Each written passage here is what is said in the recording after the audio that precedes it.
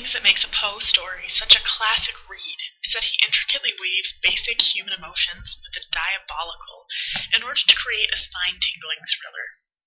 One of the unique qualities of a Poe story is the use of a narrator that the reader can identify with, although, in the end, we feel guilty for sympathizing with such an evil character.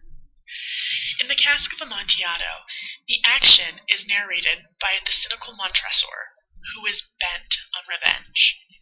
What is curious about this narrator is that the reader never learns the details of Fortunato's unforgivable insults. Added to this is the calculated way that Montresor tricks the motley-clad Fortunato. The fact that our narrator is able to deal underhandedly with Fortunato really causes us to consider how truthful he is being with the reader. This type of narrator is called an unreliable narrator. When a story is narrated by this type of narrator, the reader must analyze the motive behind the details provided. It must be understood that neither by word nor deed had I given Fortunato cause to doubt my goodwill.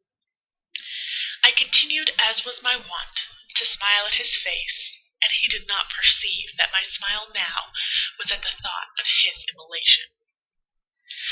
The fact that the narrator cannot be trusted adds to the suspense of the story, just as do the horrific details of the catacombs. It's eerie how the narrator uses such beautiful language to describe a place of terror and death. Let's take a look at some of that language. We had passed through long walls of piled skeletons with casks and puncheons intermingling into the inmost recesses of the catacombs. At the most remote end of the crypt, there appeared another less spacious. Its walls had been lined with human remains piled to the vault overhead in the fashion of the great catacombs of Paris. 3 sides of this interior crypt were still ornamented in this manner. From the 4th side, the bones had been thrown down and lay promiscuously upon the earth, forming at one point a mound of some size. When we talk about the mood of a work of literature, we have to consider the type of imagery and language an author uses. This creates the overall emotion of the story. When you read the Cask of Amontillado, think about the type of soundtrack a writer would use as a backdrop for the story. Would he use something upbeat and uplifting? Would he use a sad song?